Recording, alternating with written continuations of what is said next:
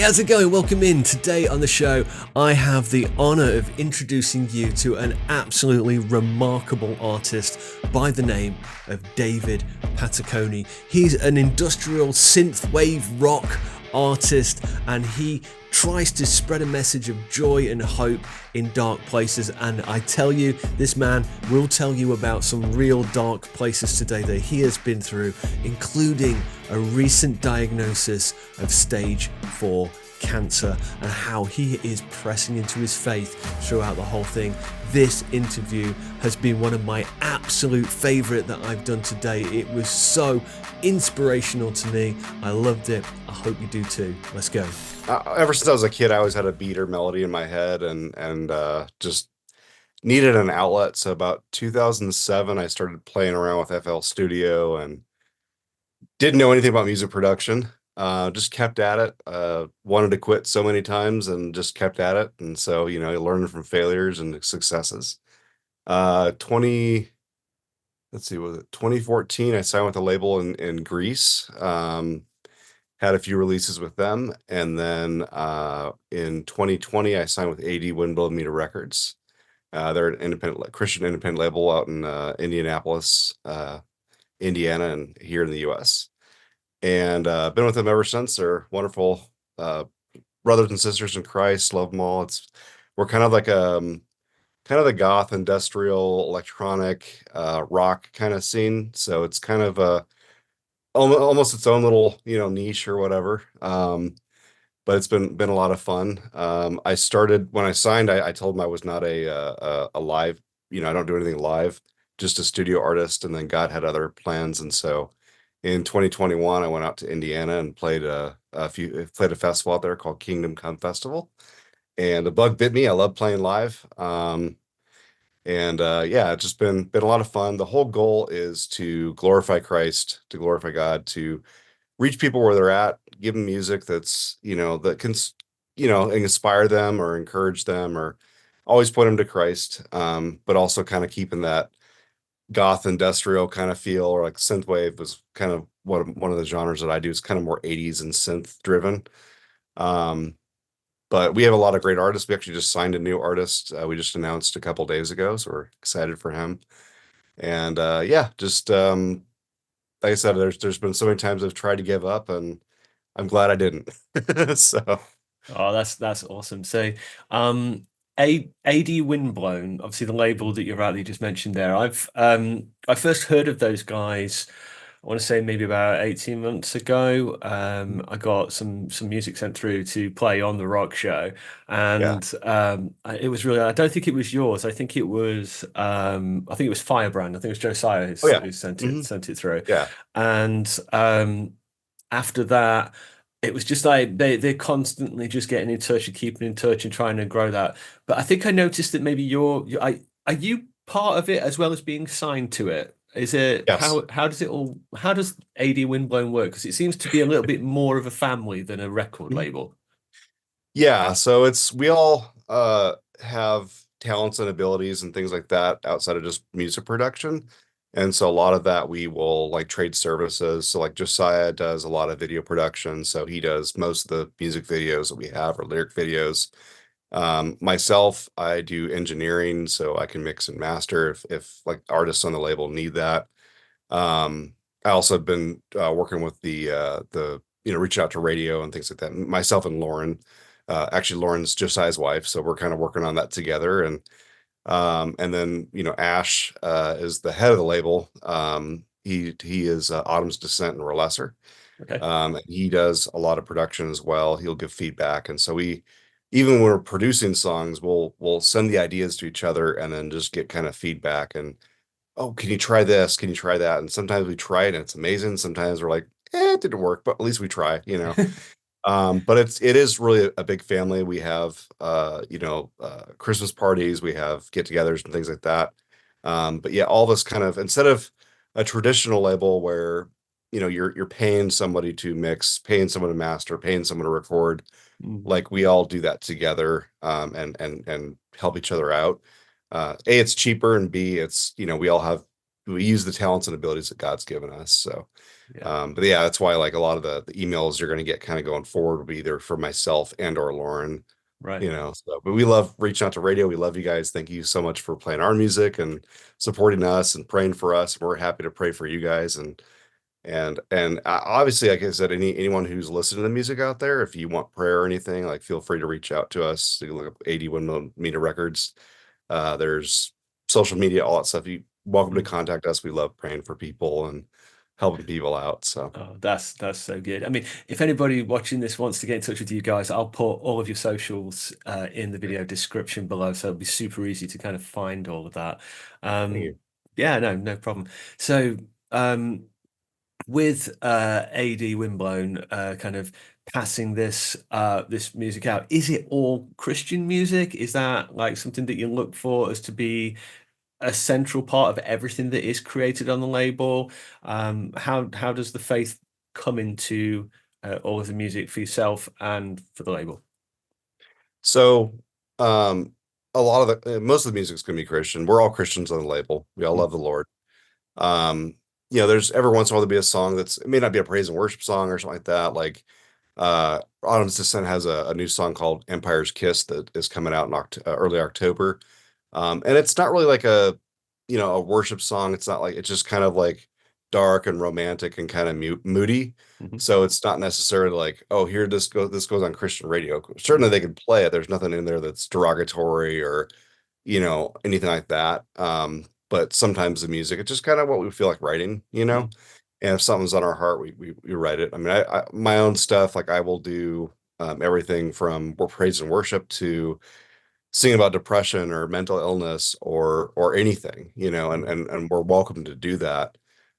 But yeah, it's the whole point. I mean, we do want to inspire people. We want to encourage people mm, and connect with people and kind of meet them where they're at. Because especially with the goth industrial scene, mm. like it was kind of underground in like the early or the late 90s, mid 90s, early 2000s, Mm. and then it kind of went away. And so like we often see like on social media, someone's like, oh, what kind of goth industrial bands out there? And they're listing people that were like 30 years ago, 25 years ago, Yeah, and a lot of those bands are still playing, but not all of them, but it's kind of like, hey, we're here too, and people are starting to recognize that, which yeah. is really encouraging because we grew up in that. We love that kind of music and we want to continue that. And because there's a crowd, there's music for everyone, and everyone likes their own kind of genres and stuff, and we want to fill that need because like I said, a lot of those bands, like some of them are still playing, but not a lot of them. So Sure. I mean, I think in the like the industrial and the goth kind of scenes, if you take the Christian out of it, often that music, in my experience, certainly from someone who was outside of the faith for the majority of my life, that mhm. music always seemed to border on like occult messages or Yeah. dark kind of things that, that kind of music did tend to gravitate towards like atheism and stuff like that. So I think having a Christian kind of flavor to that can be quite useful, like say plugging the gap. So this interview was recorded for the UCB1 Rock Show, the only show on national radio in the UK currently playing Christian hard rock and heavy metal. If you'd like to find out how you can tune in, even if you're not inside the UK, why don't you go check out the first pinned comment and the description below where you can find out how to do that. Anyway, let's get back to David. Can you talk to me about the phrase I think you've said a couple of times, meeting people where they are? What does that mean to you, meeting people where they are with the music?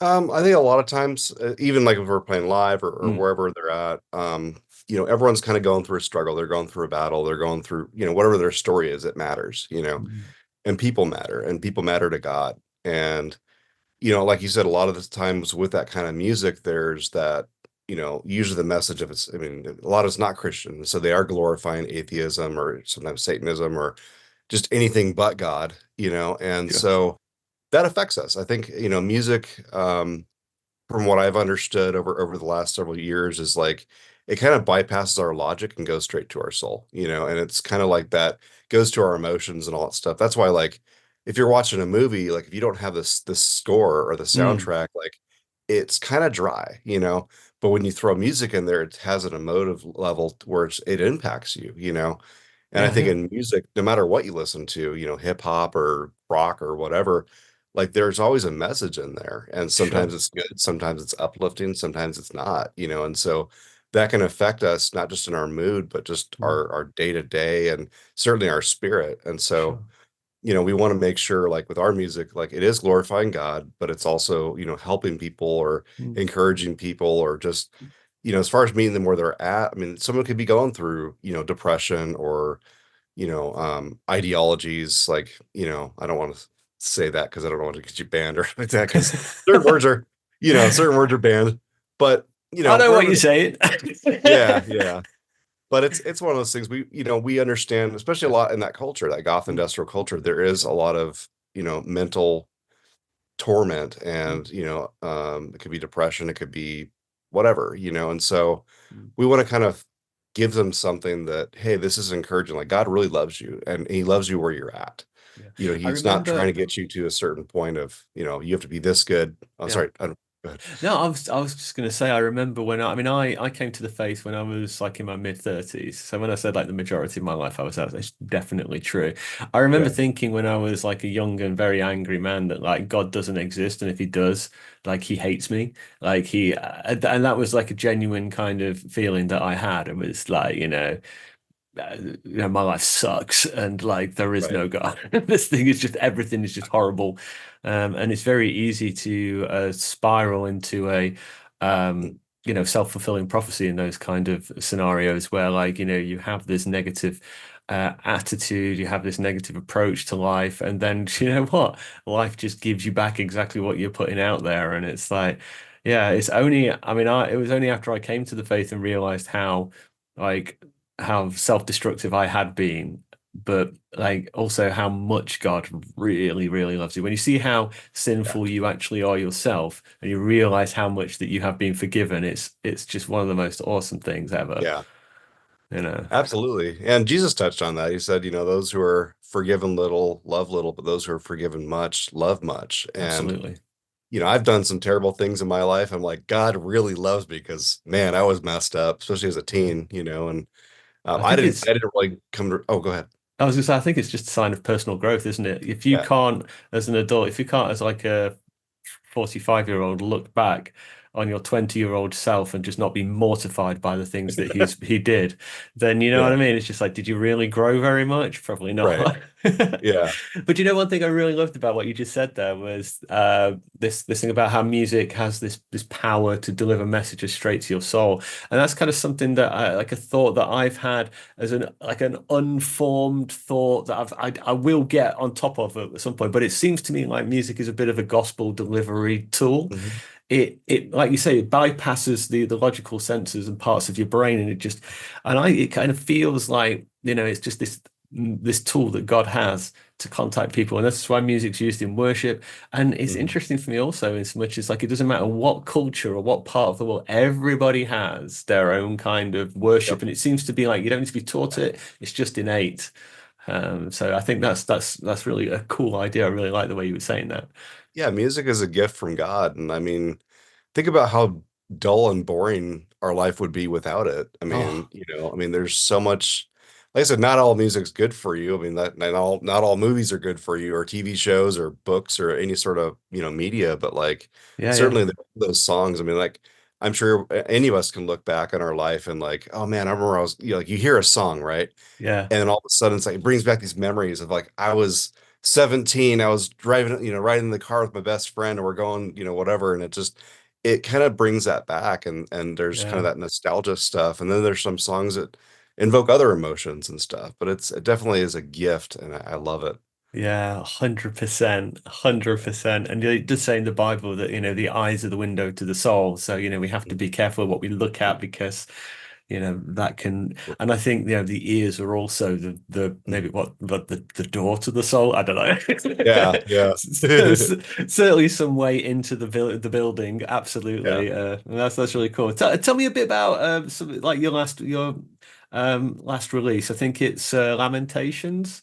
Um, Yeah. what were you going on? What was there an overarching message for that album? What was the Yeah, so Lamentations, that's the last EP I yeah. released last year. And I was going through some health stuff. and really just kind of contemplating stuff, and just really it's kind of a somber feel, but also still encouraging. Mm. I have a song on there called no, I'm forgetting the name. I'm so embarrassed. It's called Storm. We can edit that. Yeah, right. Yeah. So it's called Storm, and it's kind of the it's even though I'm going through this stuff, like, God, you're my hope. You're the hope in the storm. You're guiding me through this. Like, you're my anchor through that. Mm. And if you think like a ship just going through like really rough seas, and it's like, man, if you could hold on to something, that ship's not going to go drift off or things like that. And so I guess the overarching message of that is just like my hope in Christ, and no matter what I go through, like right now, I'm actually, ever since March of this year, I've actually gotten through more health issues, and I'm now stage 4 cancer, going through chemo and all that stuff, and still writing music. And I have stuff that, been inspired by all this, and still kind of that same message that, like, I'm facing this, and I don't know the final outcome, but it's like, I know God's good. I know he's with Mm. me, and I know he's for me, and he's given me joy and peace and strength through all this. Like, it's not me. Like, I'm a very weak person, and it's kind of like, but he is strong. It says the joy of the Lord is our strength, Mm. and and that he is our fortress in all our solitude. And Jesus said, I'll never leave you or forsake you. And there's so many good promises in there. Joshua 1:9 says, that to be bold and courageous, for I am with you. And so, even going through even more stuff now, I Yeah. thought it was bad back then, but it's like now I'm facing kind of this kind of stuff, and but Mm. I really do have joy and peace through it. And Mm. I was able to even thank God a few weeks ago for cancer, which is, you think, is counterproductive. And then I thanked him for my weakness, and Mm. he just keeps giving me joy. And there's so many people praying for me, and I'm just very encouraged, and so it's just, so that kind of release, it's kind of weird looking back on it, Mm. because like I was going through that, and now it's ministering to me in Yeah. this season, and it's almost like someone called it, like, it was almost like a precursor to like what I was going to go through, like that I'm going through now. So it's kind of, like God knew, but it's very encouraging. And so, on that release, it's like I said, there's a lot of more piano driven kind of stuff. Yeah. It's got a little bit of rock, but it's more of a kind of a somber, introspective feel, to it, and just kind of, what am I going through, and like just talking to God and just being raw and honest with him. Sure. Hey, real quick, if you're having a good time today, please do consider hitting that like button and leaving a comment. It really helps YouTube share this video out to other people. And if you'd like to help other people experience the power of God's love through alternative Christian music, why don't you share this video with a friend, or just drop it into your favorite social media group of choice. Anyway, let's get back to David Pataconi. While I've been waiting to kind of speak to you, I have been cyber stalking you in the background just to try Okay. and just do that. You go through the socials just to find out what's going Yeah. on. And I mean, I asked about the EP because it seemed to me I saw your Facebook update about your health issues, and I wondered if Lamentations was to do with the cancer diagnoses, because like it has such a sad feel to the whole album. And like that song Control, which I felt like it's got a real Nine Inch Nails style. I mean, do you know the song Hurt by Nine Inch Yeah. Nails? Yeah. Yeah. Yep. It had that kind of vibe to it for me, but it was all about giving up control to God, that one, and handing it over. And there was a feeling throughout the whole thing. And I wondered at that point, when you just writing that, did you know that you was having this kind of serious health issues? Or No, because I it had just no sounded idea. like, yeah, it just sounded like that came out last year, and then it was like March this year that you got. Yeah. It's so weird. Like I said, God knew, and that was the other thing. Like, when I was writing that, Mm, I was thinking about, you say Nine Inch Nails and stuff like that. Like, I love the sound of Nine Inch Nails. mm, Obviously, I don't like the message on a lot of no, the songs, but I grew up listening to Nine Inch Nails and a bunch of the goth industrial, sure. bands and out stuff like that. But I love, like, Hurt was a great song, and it's just very somber, and like, and just raw and genuine, Honest. Yeah, really honest. honest. Yeah. And I wanted to do that with Lamentations, and even the stuff I'm writing now, which it's all kind of the same thing, but it's not all. The stuff I'm writing now is actually more uplifting, or more, it's not as somber. But it's definitely, I'm still writing my story through it and all that stuff. And so I'm actually working on an album right now called Modern Psalms 2. So Okay. Modern Psalms came out in 2022, which was inspired by Psalms. So it's kind of, it's you read through Psalms and it's like David or any of the psalmists are like, God, they're gonna get me, they're after me, they're gonna kill me, and but I Yeah. trust you and I love you and you're amazing. And it's like it almost seems like counterproductive or schizophrenic or Mm, whatever. But I kind of took a page out of that, and then what I'm doing now, it's all worship music. So I wanted to focus on like rather than going, back and forth on these extremes, it's like just mm, worship music, but it's, uplifting and things like that. But I still, being real with my story and raw and honest, and I think that goes a long way because I don't want to be fake. I don't want to be like, oh, everything's, rainbows and butterflies because, life isn't that way for any of us. I mean, we have moments for sure, but mm. like God is our constant. Yeah, yeah, absolutely. Did you ever have any kind of faith shaking moments after the diagnosis, or not? Was you just kind of able to just rest in the Lord and just like did it rock you in any kind of way? I know that the problem of evil, pain, and suffering, that this is one of the things that kind of come up, isn't it? And Yeah. it's one of the, I think I might be right in saying that I think the problem of pain is like the number one reason why like people leave the faith or start to deconstruct. So did you ever have any of those kind of temptations to maybe despair, or has it always been that anchor, that rock that's just kind of led you through, or both? Or I think, my faith is pretty solid. Mm, My relationship with God is very solid. We've all gone through things, so it's like I'm not any different than you or anyone who's listening or watching this. I still had to struggle with like, the diagnosis, and it's kind mm, of like shocking, and it's like, okay, like what am I supposed to do? And so you listen to the doctors and all that stuff. But it's my because I've been, in a relationship with God for so long, like I said, I'm 40, how old am I? 40, 43. Yeah. I'm old enough. I don't remember how old I am. And I've been saved since I was 17. And it's like, I've gone through a lot of stuff. mm, And I think, my natural reaction is like, okay, I have to get back to my anger. I have to get back to God and I have to focus on him and like, God, what do you want? And so yeah, not to say it was easy, and it hasn't been easy. It's been painful. It started with appendicitis. They had to do this major surgery. Like they cut out like half my colon and like stitching me up. And it's been like one thing after another. And if you were mm, to like look at from the outside perspective, it's like, man, this guy's just going through like just all this stuff. And people might have that thought of like, well, if God's so good, why is he going through like thing after thing after thing? It's, mm, and but I look at it like, you know what, like God doesn't cause this stuff. Like he didn't give me cancer. God doesn't come to steal, kill, and destroy. So he didn't give it to me, but he did choose this path for me to walk. And thankfully mm, I'm not walking it alone. And mm, that's the important thing that really helps me get through it because mm, yeah, there's times I'm just crying my eyes out. There's times where, I'm just raw and honest with God and with mm, people. And that's why like a lot of the stuff I'm going through, I'm like purposely posting things that are public because mm. everyone's going through something. And I've met people that are going through cancer. I've met people going through whatever. And I've seen God, use this to Yeah. to help others. And my prayer Well, from the beginning, oh, go ahead. I was just gonna say it's very much like Paul and this thorn of his side, isn't it? And it's Yeah. like I prayed for God to take it away, and he just said no.